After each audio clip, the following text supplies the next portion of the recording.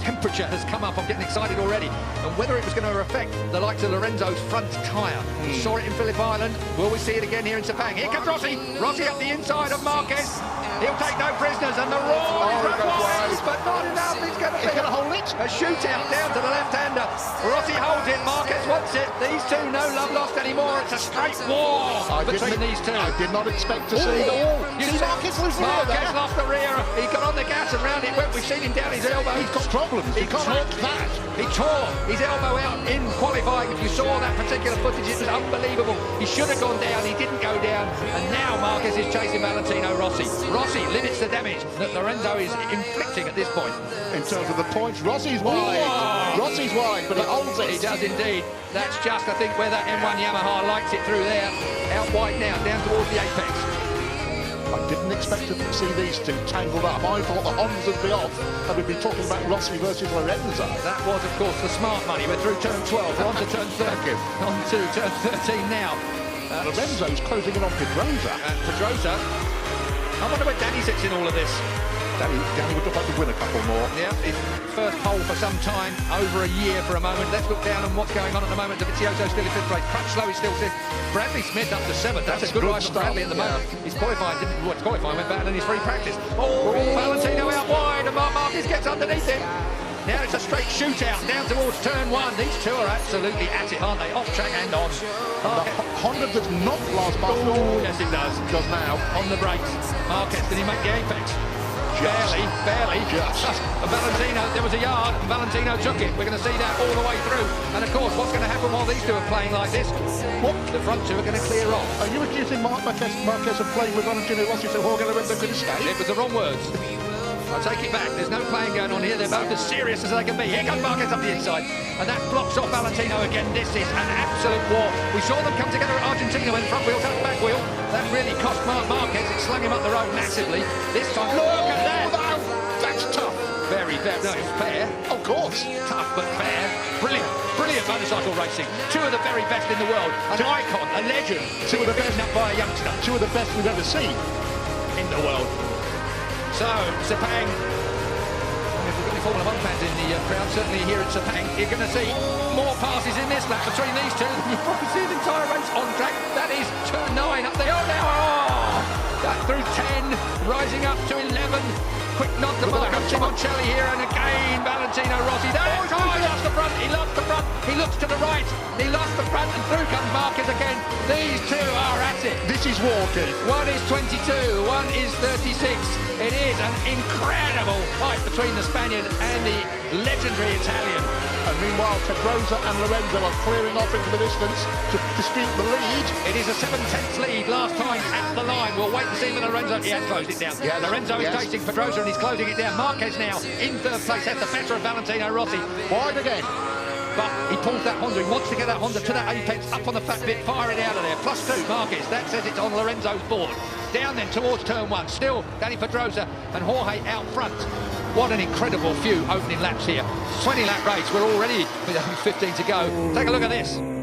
Here comes Valentino.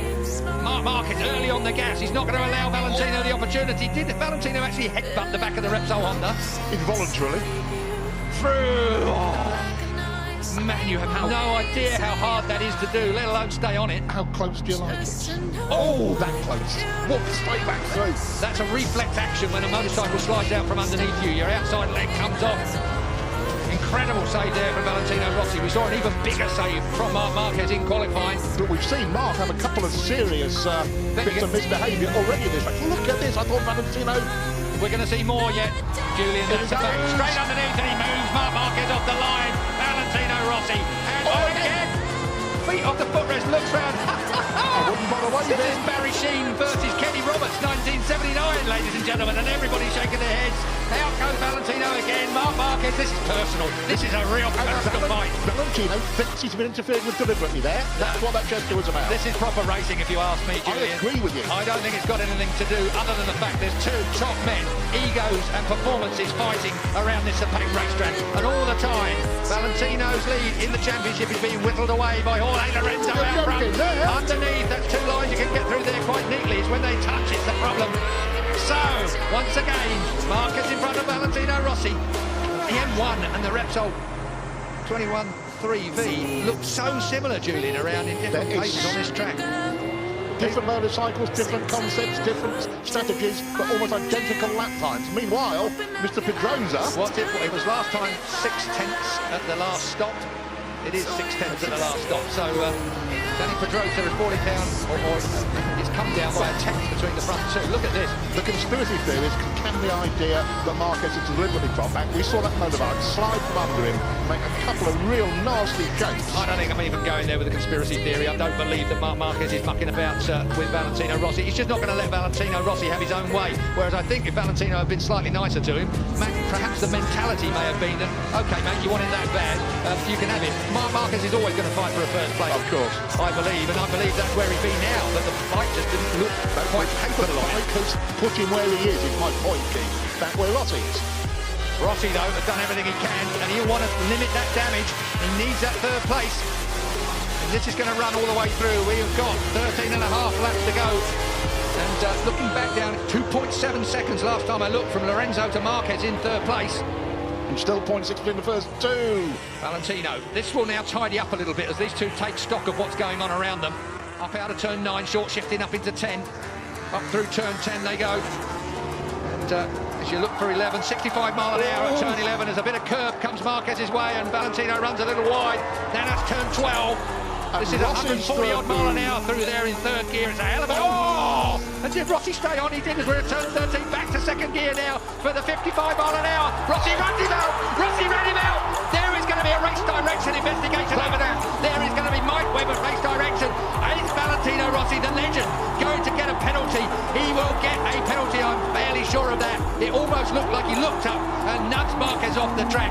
This is controversy that moves onto the track. We have had all the controversy off track and in the press conference. Now we have got real trouble coming away. Let's have a look at it. Marc Marquez gets underneath him here. He's hard on Valentino Rossi there. But as they look across, again, with a minute. Here we go. Yeah. Marc Marquez shoves it up the inside. Valentino Rossi has to concede. It's fair from Marquez there. This is the point. Valentino looks at him and runs him out wide and then tangles up with him. I'm afraid, I'm very sorry, and I am a Valentino Rossi fan through and through, but that was not good riding. That was a personal swipe at the ex-world champion, the soon-to-be ex-world champion. That is Marc Marquez coming down pit lane. Controversy here in Sepang. I can hear the stampede of Livio Supo's feet heading for Mike Webb's office. He left before Marc Marquez hit the floor. Mike Webb, race director, he's had difficult decisions to make all the way through here. HRC will be putting in a... There is Livio Supo, the man that's got this shaved head. He's not even following Mark into the seat, but I think everybody that saw that... Well, I want to see it again, but that really looked like Valentino Rossi to me. Ran Marc Marquez wide, he was looking at him, he knew he was there. It's to be reviewed after the race, I'm told. Well, obviously. Sherlock comes to mind there. He's looking at him, he runs him out wide, look.